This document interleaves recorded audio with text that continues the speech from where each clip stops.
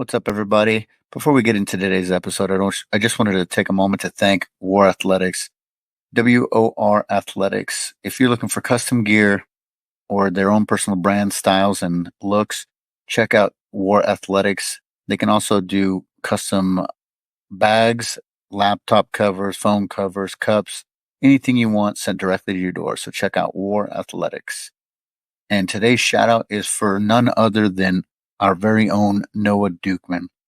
Noah's easily one of the best grapplers here in the Midwest and is a purple belt under myself. He's been training for over 5 years and he's been really honing his skills day in and day out. He's one of the most consistent grapplers that I've seen in the area, and he is just looking amazing. He's available around here if anybody wants to have him come over, wants to roll with Noah and see what he's about. Send us a message, let us know about your open mats and we'll come out and visit. We love to go and visit other gyms when we can. So let's get into today's episode.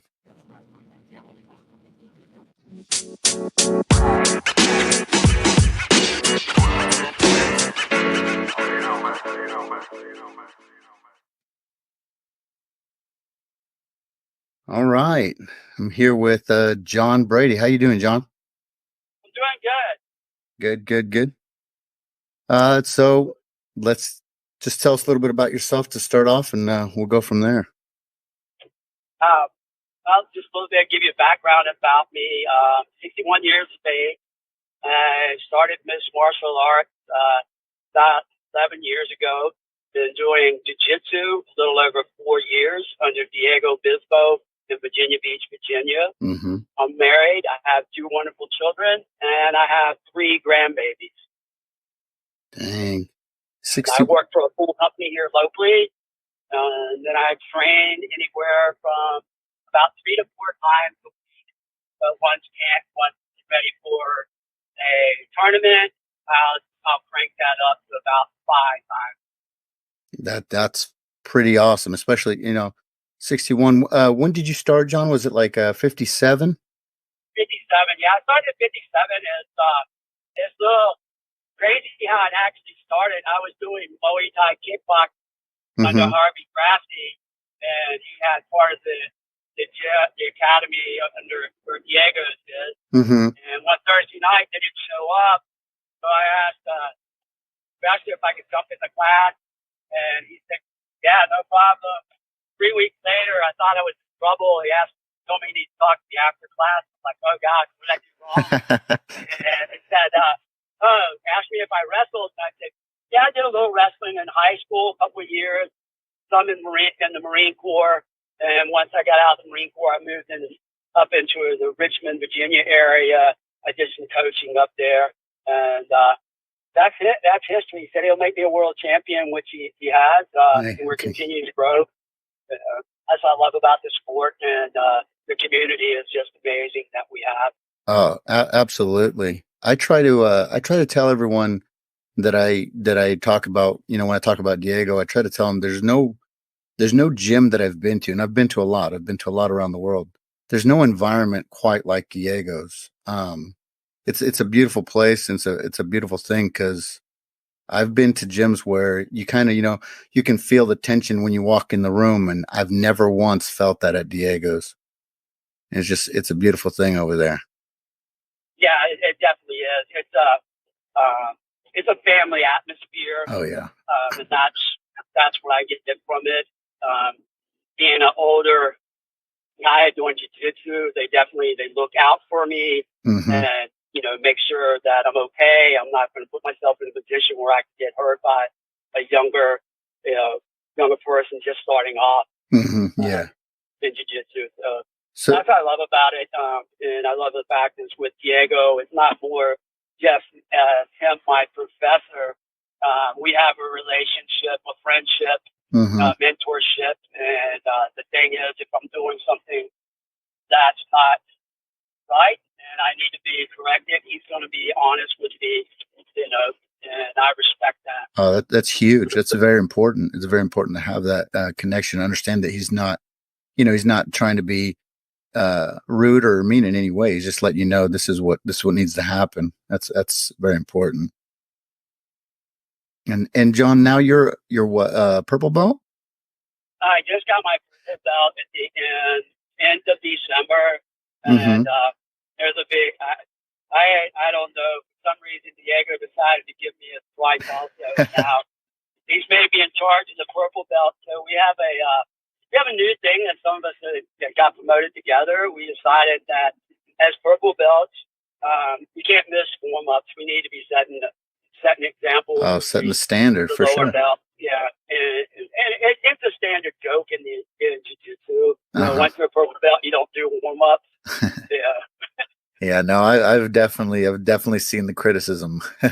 the and now that you're purple belt, I know you said you mentioned competing. What are your goals kind of for maybe 2023 and moving forward? But my goals for 2023 is Pans is in March. Compete in Pans, win Pans. Depends on how many is in my bracket.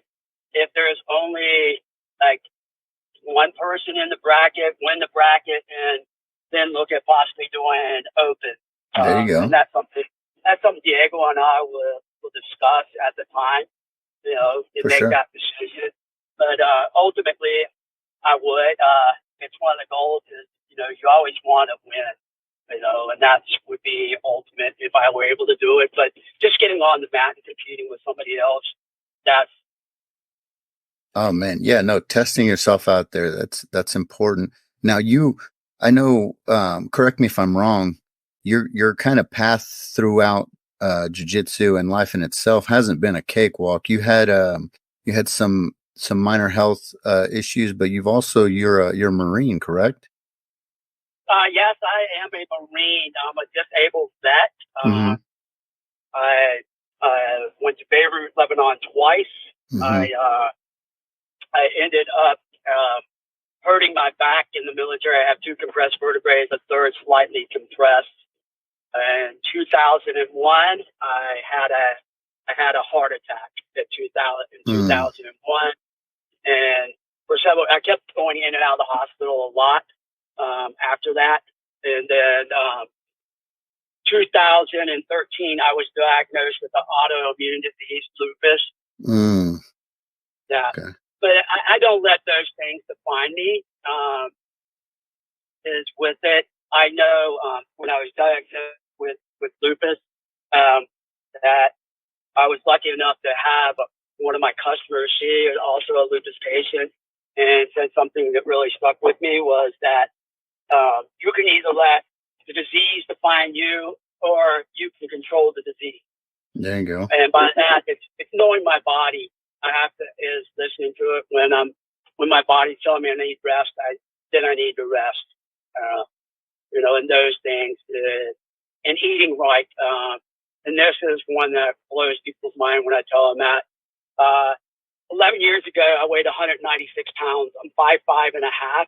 Mm-hmm. Yeah. So I had to make a decision about changing my eating habits Yeah, and that's a taking hard care of one. it.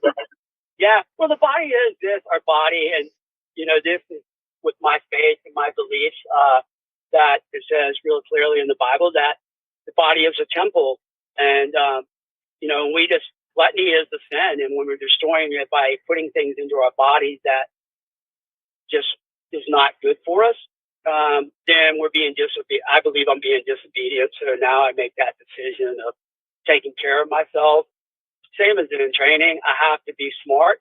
I have to be smart in my roles. I have to be smart in eating, getting the proper nutrition that I need to be able to compete at that. I completely agree. I'm guilty of eating poorly myself. It's one of the only things that I've ever really struggled with. And seeing you and, you know, just hearing what you've gone through and what you go through on a daily basis and seeing where you've come out on top and you know, you're competing and you're training and just being active. It's something that's very motivating. It's something to behold and something to be said with, you know, the changes you've made have clearly made an impact on what you're able to continue to do. Yeah, well, it's like this. I tell people this because years ago I worked for a company they're a plant-based company, juice company. Mm-hmm. And the biggest question you get when you work in that type of environment is that the clients, oh, so you're a vegan? Oh, you're a vegetarian? No. Oh, you're pescatarian? No. I'm like, I don't have a label on me. I just choose to eat healthy, and try to eat healthy and clean the best I can. Do I do it all the time? No. I do have my cheat time for, that slice of cake does look good. And, Yeah, or that I feel cheesecake. I that. keep telling my wife she's got to quit bringing that stuff in the house. But it's all about choices. For sure. We all have that as choices, what we want to do, and how we can change things within us. Yeah, yeah. I mean, willpower is something that a lot of people don't realize you can grow, and with discipline you can strengthen that willpower to let those things go and kind of change the way that you just take care of yourself in general. I mean, even if it's just going on walks, start little and build up to those big moments. And yeah, I had a question for you. If in the beginning, or how about now, like what does your family think of you training jujitsu and how you've kind of progressed throughout? Um, well, as for my wife, she wouldn't want me to train as much as I do at times. And I do. I have to balance that. It's a balancing act. And then when it comes time to start cranking it up for um, a tournament such as Pans or World, Master World, it's go time. I have to step it up. I have to get myself to that next step, the next level, and have my mind cleared and drilling on things so that I'm prepared to. And she slowly learns that. But other than that, when it's not, I'm try to be more intentional Yeah. of spending time with her. Like today, I'm off. I have my off day, so hit a noon class, and then I have a chiropractor appointment, and then go home and spend time with her. And Mm-hmm. then she's off Friday, so we'll spend the day together and do things together, which is important. My children, yeah, they think it's cool. Mm-hmm. I've been they actually my wife and my daughter and my son and one of my grandchildren actually saw me compete in a tournament my first year, and that was in DC. It was surprising they came to see me compete, which was really neat to have the family there. And they're very when I got promoted, it's one of the first people to let know, hey, I just want to let you know I got my purple belt. And they're like, wow, Dad, that's just so awesome. I'm just, That is that's awesome. cool. Yeah, and they do. They really do. And my granddaughter's the same way. She's 11, our oldest, and she understands it. Mm-hmm. My 4-year-old grandson, to him, it's just something new. And then the youngest one, she's not even a year old. So she has no clue. Hey, one day they'll look back and they'll get to see the pictures and the videos and the medals and be like, you know what? Look what Grandpa John did. This is just one chapter in the life of John Brady. Yeah, and that's what it is. I mean, as other things, goals you ask about others is worlds. That's definitely the two main things. Where I don't do local tournaments anymore because you don't find guys my age. Yeah. I'm going against some 20-year-old kid that wants to rip my arm off. Yeah. I gotta go to work on Monday. I feel that. Yeah. So yeah, that's definitely Diego's made that very clear, and Professor Sid and Professor Katie, they've all made it very clear. If I do a local tournament and I go against a 20-year-old Monday, I have to go through the gauntlet with them. Right. But it is, you got to, and it's okay. And I stole this from Professor Betty Betancourt. It's okay to say no to somebody in a role like Absolutely. after class or open mat. It's okay to tell them no. They may get upset. Mm-hmm. Matter of fact, I had an instance today where we were doing it, and a new white belt asked me, and I just said no. And I went over to him and I said, hey, listen, it's nothing against you. I just have some health issues, and I have to look out for me. For it. He said, "Oh no problem." I said, "I didn't want you to think there was something that I didn't like you or Yeah, something. I yeah, just yeah. want you to know I appreciate you saying something." Because most people won't say something. They're just like, "Nah," but it's Yeah. okay. Well, no, It's no. I okay. mean, it's important to have those boundaries and understand. Your body's got to be able to recover. Mhm. We don't recover quite as well when we are a little up in age as we did back in our teens and 20s. Yeah, yeah, it's true. Once you're at that age level, you know, get to my age, you have to be. That's very true. And unless you're Diego, because Diego somehow it seems like he's got that fountain of youth. He's found it somewhere. He looks 13 years younger than I am, and I just feel like maybe I'd messed up back in the day. I need to change my routine a little bit. So good. Well, Tim, it's he's playing chess and we're playing checkers. You think 100%. you think you got something on him, like, oh, I finally got something on Professor. Next thing you're being he's tapping you out. Oh yeah. And what's good is too with him, I know when I roll with him, um, he knows what he's doing. Same as like Sid, Oh yeah. Professor Katie, Professor Ben. They they're not trying to, They're not out as for if blood. it's a world. You're going for a world title, and it's only a roll. Yeah. Yeah. And No, that's yeah. it's As I tell the important. white belts, yeah. As I tell the white belts, I've been there too. I mean, it's there. You don't know nothing, so you're Mhm. trying like ha ha ha, and using all your muscles. And I had one. I was watching him, and he's like breathing real heavy after.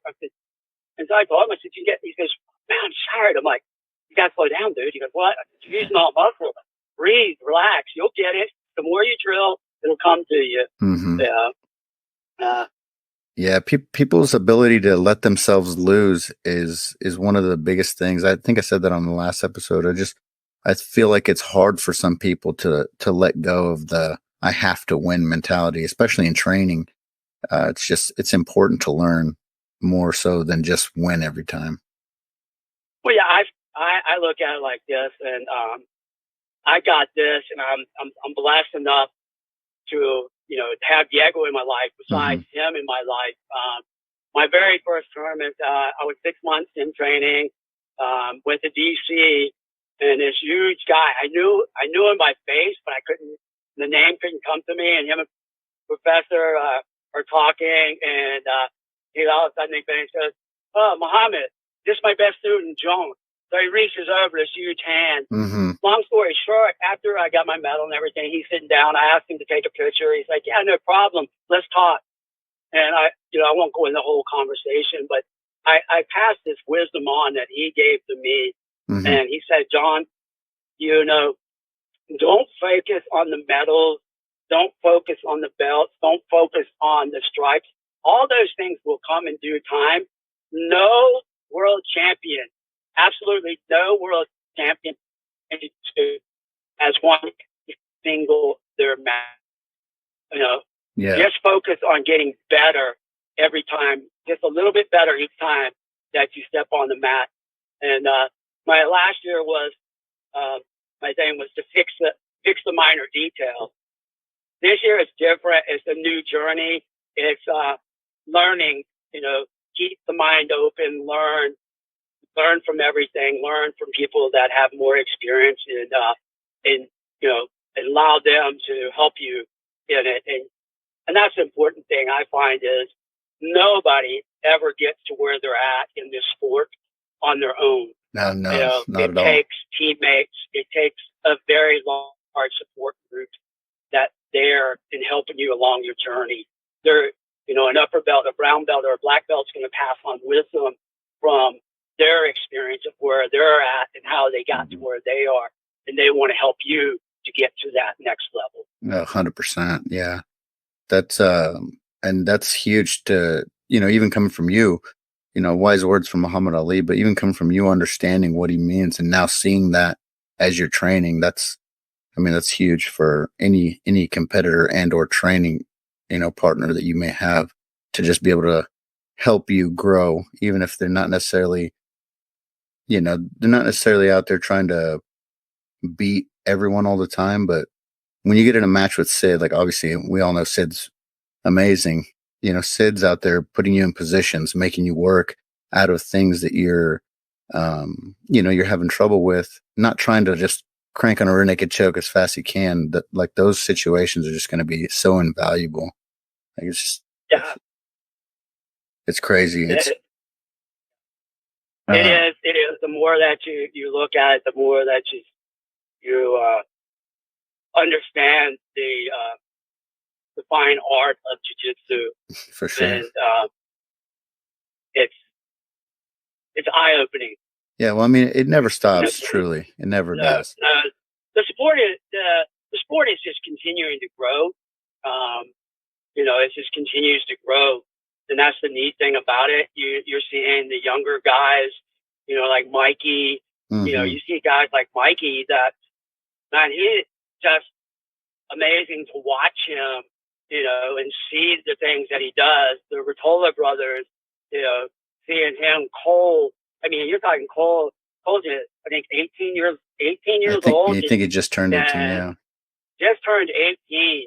And to watch this young man, it's like, wow, you know, I'm you know, jealous. just, and yeah, Yeah, no, I agree. Watching the talent that is the new generation, and just how quickly they're growing and their understanding of movement is incredible. Obviously, you and I started a little bit later on, but the uh the idea of being able to start when you were a young kid and making it through the end, like you see AD, you see all the young people coming out of even Diego's gym. Like I can't even oh imagine. yeah, I can't even yeah, imagine what they'll be like. yeah. You look at it, like you just said, like AD, you see little Ava, you Yeah, see Ava, absolutely. Amelia, Logan Hicks. Oh yeah, Logan Hicks is, just an amazing young man. Braylon, uh, Hassan, yeah. these are young adults, but to see like a young man like that, these kids, they can break stuff down, and Hmm. you know, it's I learned a long time ago. It's you can learn from. It doesn't matter how old somebody is. You Oh can no. learn something from them, and they is anytime I can train with them and learn something, I'm very gracious that I'm able to learn from them, and they're willing, to help an older jiu-jitsu guy, to get better. No, absolutely. And like you said, it's not even an age thing anymore. It's just specifically a skill level. If you have a certain knowledge, even if it's in just one particular position, it it's always good to take what you can from uh, each and every person that you come across, even if it's like at an open mat or if you're at a tournament and you lost by something, just be like, man, that was a good move, and just kind of figure out what it was that happened. And it's crazy, like you said, these younger, juvenile competitors that are moving into the adults. It's going to be just harder and harder to keep up. It's impressive to see them all grow. Braylon, I remember you mentioned Braylon. I haven't every time I've ever rolled him, he's built basically like me. I'm just the older, not as in shape version of that kid, and he just puts it on me, and it's so impressive to see something like that. Um, when we started, it's almost like it's evolved into almost another level of a sport. Yeah, it is. I see it from watching the watching it grow, uh, and seeing it grow, especially. And there's different aspects of it. Just look at ADCC this year, the attendance. Oh, it's crazy. And that's a different. And the different organizations have different rule sets. Hmm. They're more about action, and it's the grappling end of it. And then you look at the growth of how many competitors you have, in out in Vegas for Master World, Jiu-Jitsu Con Kids. Hmm. You know, there's so many that it, it, And it it's seems to just just mind keep getting blowing bigger too. watching. Yeah, it's growing. It's continued to grow. The Hmm. sports is continue. The sport is continuing to grow. It's getting out there. The word is getting out there. Um, Yeah, people are seeing it. I'm excited to see, kind of where it goes from here. But coming back to, your home gym and stuff, with all the friends that you've made, all the close relationships, I know you were close with like Celso, and you guys have Sandre out there, and Diego himself, Katie, Sid, everyone that's there. What are your biggest takeaways from just having that kind of sense of community within your gym itself? Since it's from day one, with it from first to doing novice world, um, going out to novice world. Hmm. I lost to a very good opponent. I made a big mistake. I made a mistake. I had just made a mistake. Lost. Um, I beat myself up. I felt that I had let down everybody that poured into me. It was really tough. And the next morning, one of the young men that was staying with me, he's a friend of some of Diego's friends that were staying, Hmm. sharing a hotel room with me. And I went into the event, and Professor Toledo, Alan Court, she pulled me over. She's like, "Papa, come here."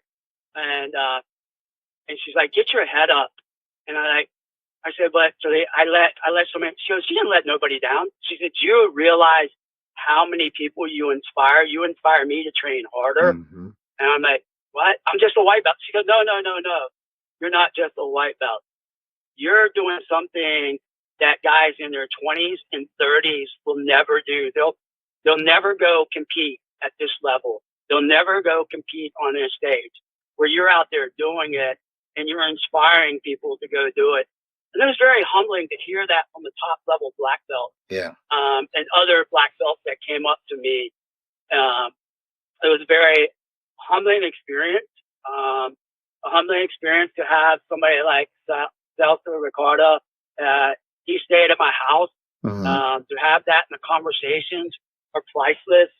The conversations I have with Diego, I could go on a list of different that I've been blessed, and it is a blessing to Absolutely. get to know different top level athletes that actually stay into my life, and then have others on different levels in the jiu-jitsu community, from white belts all the way up to black belts, that you build a relationship with, and it's community of pouring in and encouraging, encouragement, and that's something that no amount of money Hmm. you can buy something like that, and Absolutely, that's what John. it is. And as to go to my home gym, oh wow, it is.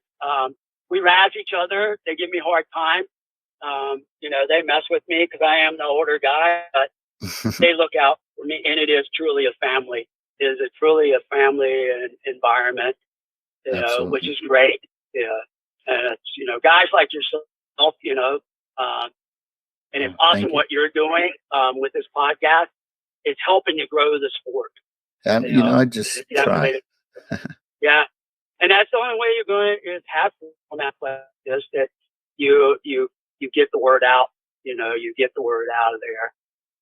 I agree. Well, John, just like the list of the people that you named off, you're a friend of mine. I met you through the gym, of course, but Yeah, anything and everything that I could ever do to help, that's what I'm going through. And like this, it's just to get a little bit more out there in the world. And I appreciate you for coming on. And anytime, anytime you want to be on, and anytime I'm out there, and you want to go out, want to do something, get a train, or I'm yeah, available, definitely, man. definitely. I appreciate that 100%.